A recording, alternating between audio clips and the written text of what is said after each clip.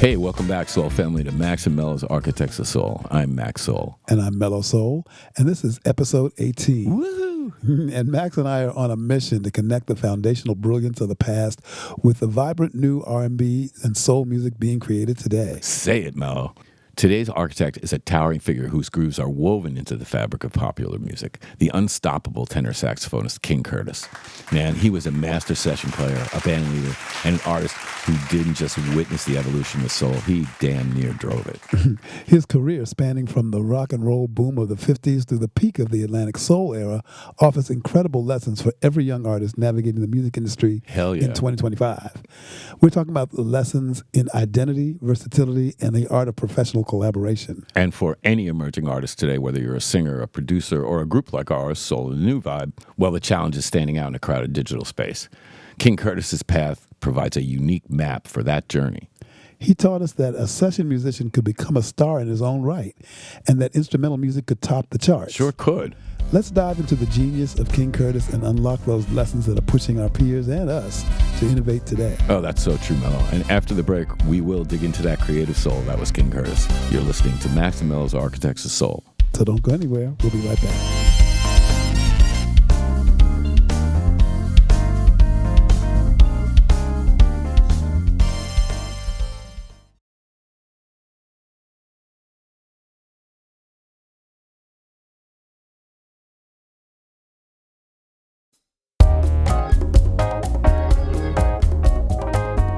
Hey, welcome back to Max and Mello's Architects of Soul. So if you're digging this content, you know what we're going to ask. Please hit that like button and subscribe to our channel. It sure helps us keep these stories alive and kicking. And by the way, don't forget that there's also a video version of all of these podcasts on our YouTube page. So, if you want to, and by the way, and the videos also have extra content. That's correct. So if you really feel like maybe watching instead of listening, you can. Give us a shot. That's right. So listen, a little backstory on Curtis, or King Curtis. So in 1943, right, there was a couple of kids out in Dallas growing up, and they were listening to this wailing solo by a horn player named Illinois Jacquet, who was playing on a record Lionel Hampton wrote called Flying Home. Mm-hmm. And this record would climb to number 3 on the race record charts, which Jerry Wexler coincidentally changed on last week's episode or the week before.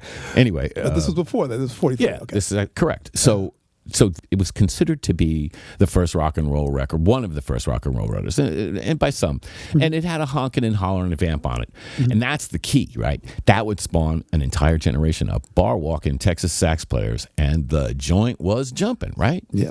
So now, these two guys, one named Grady Gaines, the other named Curtis Ousley, they went on to go into music, right? Mm-hmm. Grady Gaines would go on to lead Little Richard's Fabled Upsetters. And young Curtis Ousley, well, he went to New York, didn't he? Mm-hmm. And he landed a job in the band of Sam the Man Taylor. And we all know he's been instrumental in creating Atlantic Records' trademark sound with his elemental saxophone work on all those early sides by Ruth Brown. Yeah. And Joe Turner. Yeah. Correct. Right. And Curtis carried that tradition on, becoming their new go-to guy. And he laid those stammering, stuttering solos on big hits by, well, the Coasters and Chuck Willis and Clyde McPhatter. Right, yeah. And we know who played with Clyde McPhatter. If you caught the Sam Cooke podcast, you would know too. Mm-hmm. And if you didn't, you should go back and listen to it. Anyway, so this is all convenience, right? All in New York. And so Atco decided to put out a record of King Curtis, and they called it Half Tenor Sax Will Blow. And he was exploring his jazz roots. It was kind of in the Nat Adderley, Wynton Kelly style of jazz. Mm-hmm. So it didn't really go that far, but that's okay, right? Because around this time, he formed a little band called the Noble Knights. And in this badass band, right, they played locally in New York. Mm-hmm. And they played at Small's Paradise down the block from the Apollo Theater. And I was actually there before that place went down. And man, Bobby Robinson came in and said, bet Curtis that he could deliver him a hit record and if he let him produce it his own way. And according to Bobby, that included a less is more approach that gave the rest of the nights a chance to stretch out a little bit. And Soul Twist would become the first release on Bobby Robinson's Enjoy imprint, and a massive hit topping the R&B charts for 2 weeks in 1962. Well, this gave Curtis the idea, I could form a band. Mm-hmm. This got something going on. Mm-hmm. So he got his friend, Cornell Dupree from Texas, and then got Bernard Purdy on drums and said, we got this going on. Right? Pretty Purdy, right? And, well, we know, King Curtis and the Kingpins became this giant backup band. Sam Cooke hired them to go out on the road with him, and they'd shared the bill with King Curtis many times during the spring, and Sam couldn't help but notice how tight that Kingpins band was, and he started bugging them. This is also cool because we didn't know this stuff when we first start about how Sam and King Curtis were connected, because Cooke persisted until he got him to go out on the road with them. So Curtis took the job, King Curtis and Sam Cooke. And until you showed me that picture of Sam Cooke and King Curtis together, I didn't know there was a connection. It's quite amazing. Yeah. And so this whole thing about the honkin' sax, right, takes us to Yakety Yak and the Coasters. Don't talk back. Right? Yeah. And the power of his signature sound, which is the whole thing, right? Yeah. And then his early work on on Yakety Yak, that's that chicken scratch. That's what it was. And it was so distinctive that it pawned imitators and became his calling card. It was a huge calling card. Now, here's the dichotomy and the modern lesson. Curtis reportedly really wasn't thrilled about being typecast by that sound, but it was a unique fingerprint, and it made him a star. So for any R&B soul artist breaking out today, the goal isn't just to be good, it's to be identifiable. Yeah.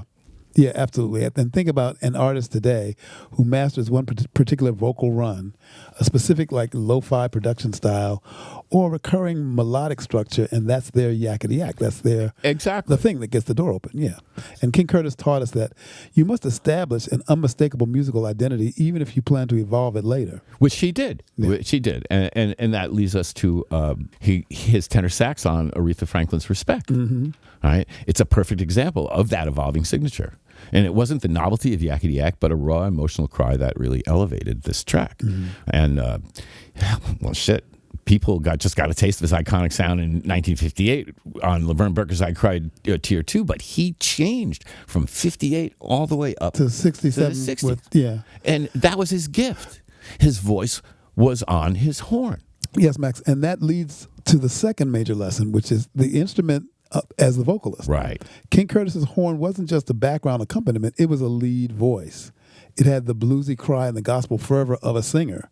And what I said before about Sanborn, it's like modern producers and instrumentalists, including the great horn players of today's soul, R&B, and jazz collective, draw from this. Your beat, your keyboard riff, your guitar solo, it's got to be a statement, not just a fill.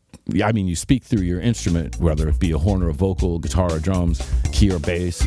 You make that voice and you make it speak like these architects made it do. Yeah, and speaking of speaking on, we're going to take a short break and hope that you'll be here when we get back. That's right. You're listening to Max and Mello's Architects of Soul, and we are talking King Curtis. Stick around.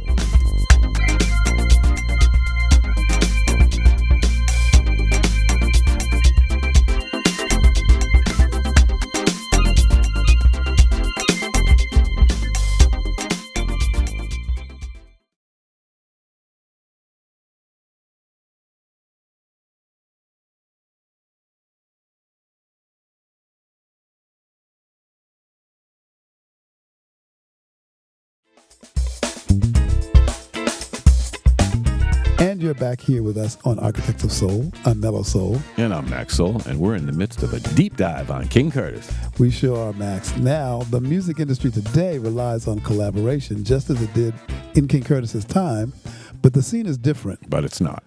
So just picture it, Max. You're this one black guy and a sea of white guys. Right.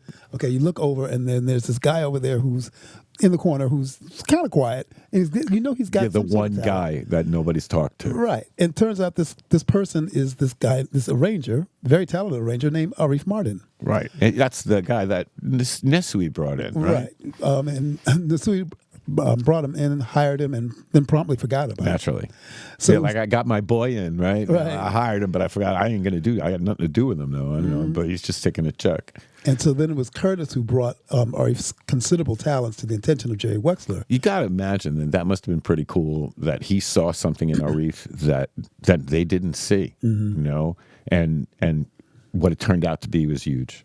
Yeah, you got to remember that when Aretha's Muscle Shoals sessions went south in early '67, Wexler brought the famed musicians north. Right, bringing them uptown. Yeah, ostensibly to record an album called King Curtis Plays the Great Memphis Hits. Yeah, but then they hunkered down, right? Curtis, Aretha, Tommy Dowd, and they finished Aretha's historic album. Exactly. And that's a big thing. Talk about the respect and how that worked. Well, yeah, King Curtis was all over it, recycling the Ray Sharp track from the year before, which with the addition of some new horn charts. Which, of course, were penned by King Curtis. Yeah, and then the lyrics were penned by Aretha's sister Carolyn. And guess what? And it became "Save Me." The song "Save Me." That's right. And then so he saved it. He right? saved He saved it, and then he saves it again because later on, what does he do? Right, He's on the respect. They're doing Otis Redding's Respect, and they're stuck for a bridge. Right, they were stuck trying to formulate a bridge to round the song out, That's the Respect right. out. And King Curtis came up with this idea. Ain't this a bad one? Yeah, he wanted to use the bridge section from When Something's Wrong with My Baby. The changes from Right. When Something's Wrong with My Baby. He had just recorded it for the Memphis Hits album, and according to Aretha, Respect was in C, but the bridge and Curtis' saxophone solo is in F sharp, which is a totally unrelated key, but we liked it. I mean, he said we like those chords, so we put it in. If that solo was the only thing that man ever did, boy, that would be sure shit enough for me. Right. And Martin and Ousley became pretty much inseparable from that point on. Yeah, Curtis and Aretha. And they worked together on sessions in both New York and Memphis. Yeah. They recorded the classic Memphis Soul Stew at Chips Moman's American Studios in July of '67. Yeah, Today's Cool B-side, which is the flip of the theme from Valley of the Dolls. It was recorded down there, too, in December. And in addition to the usual Memphis boys, it includes our man Bobby Womack, who we haven't gotten to yet. Right. And he was playing guitar on that. That's some pretty cool shit. Oh, yeah. It got this kind of Sanford and Son thing going on. Right. And, again, talk about that inner circle that King Curtis was, this white guy. A single brother single brother surrounded by white guys. But he earned his place. They were every one of those guys were so talented. And then you add the band, the Kingpins and Purdy and Jerry and then the horns and Billy Preston comes in and wow, you have Aretha's Fillmore West album. And we talked about that too when we did Aretha. So this it's quite amazing. If you think about the powerful lesson that this is about the versatility is currency.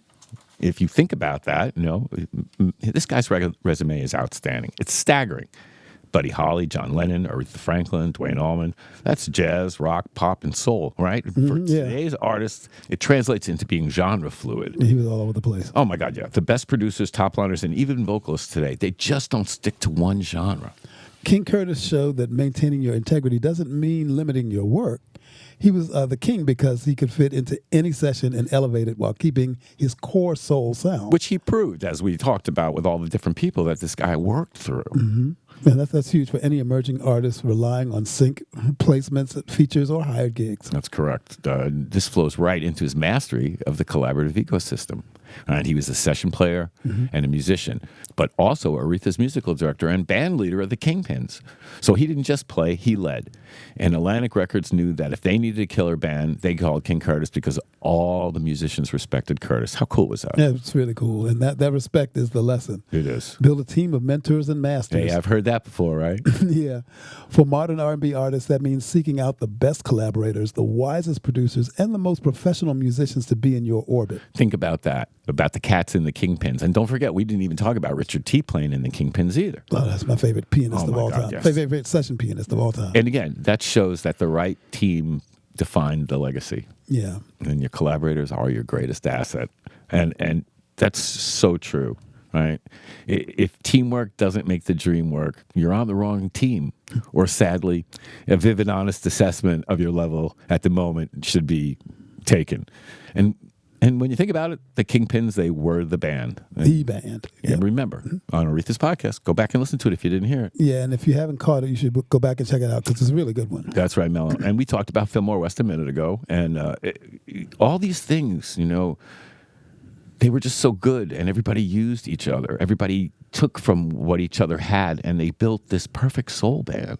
I mean, and they all knew it together. That was the vibe. And every time you heard it, you just sat back and said, what a fucking groove that is. And we haven't talked about King Curtis's ears, because he's the one who kind of discovered, or at least brought Roberta Flack to Atlantic Records. Correct. That's right. She was at Mr. Henry's, where I first started, also in D.C. Right, you played there. That's right. That was where my regular Tuesday, Wednesday night spot. She was there working and doing her thing and being Roberta. And Roberta was great. King Curtis was mesmerized and brought her immediately to New York, to Atlantic. He had a magnificent impact on so many people. I mean, even right through to today, to Clarence Clemens of the E Street Bands, who played with Bruce Springsteen. I mean, he influenced so many with so much. That's right. And remember, y'all, the sky's the limit, and you can always get better at what you do. We never stop getting better. That's right. Oh, and speaking of better, I think we better take a break, man. No, Mello, I think we should.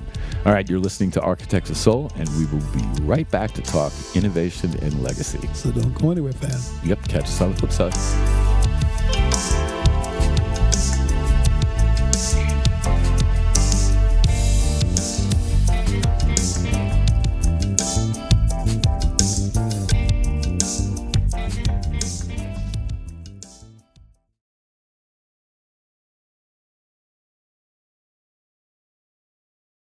Thanks for tuning in to Architects of Soul. Our music is waiting for you.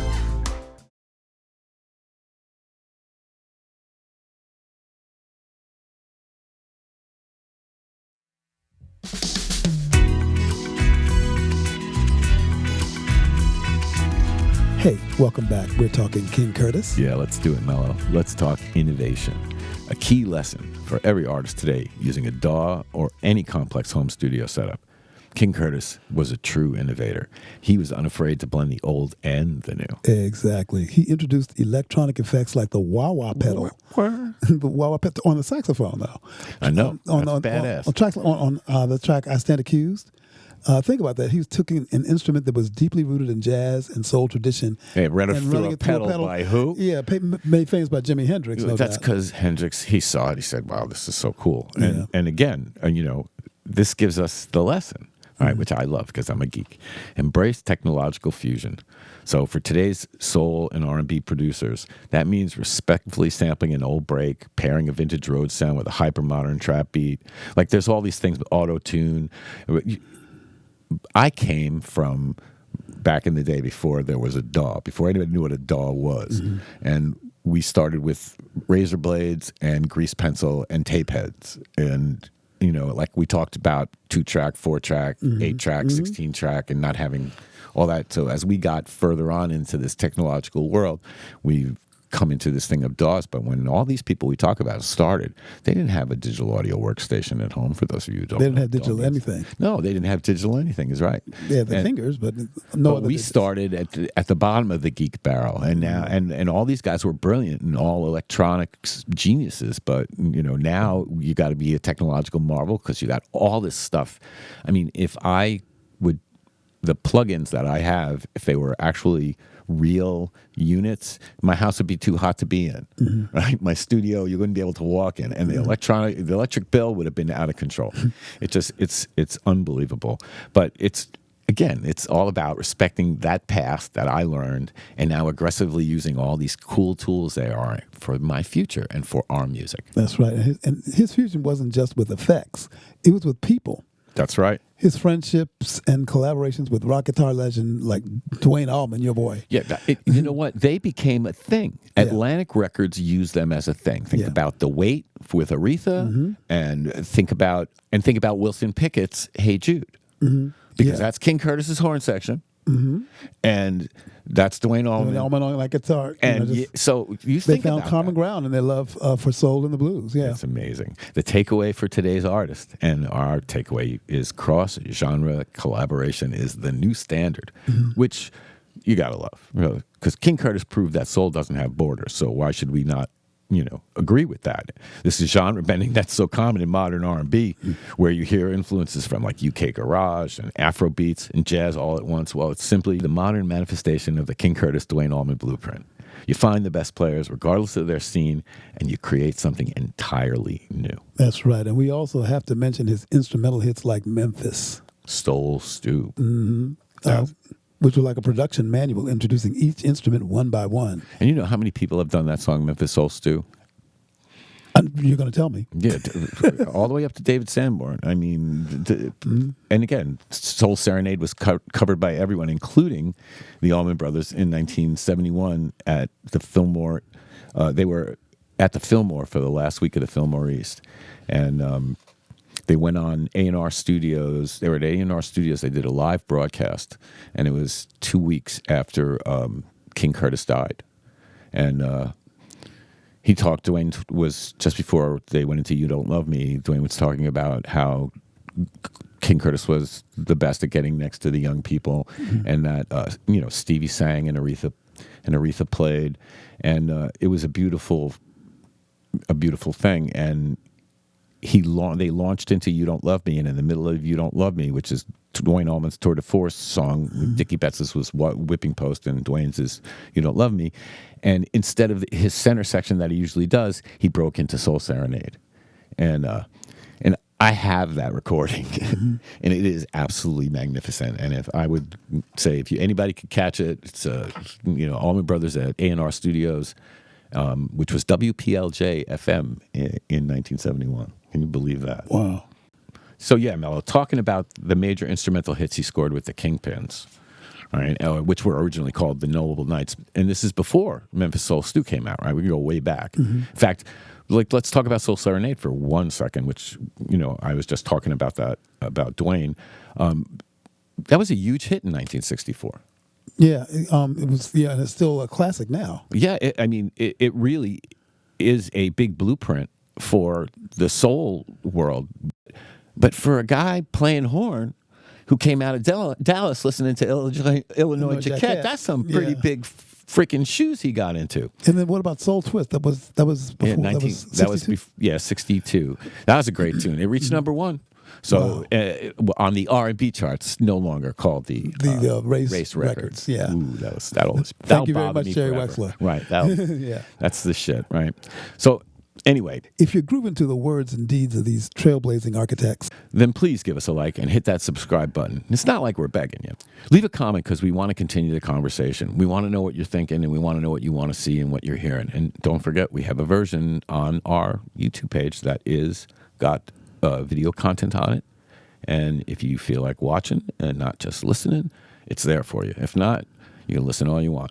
Me and Mello got some extra for you, though, if you're interested. Yes, we want to keep the conversation going and get some feedback and dig deep down the music and these architects. Yeah, we certainly do, Mello. We got a lot going to bring you more stories behind the scenes. And we also have a brand new song that we're getting ready to release. Right, Max, it's a duet called Whatever You Want. And aside from the music release, there will be a lyric video and, of course, our YouTube page. You're sensing a theme here? You bet. Well, we're truly excited to release and bring this beautiful song to you in the coming weeks. But first we're going to take a break. And then we're going to come on back and wrap this puppy up. You're listening to Max and Mello's Architects of Soul.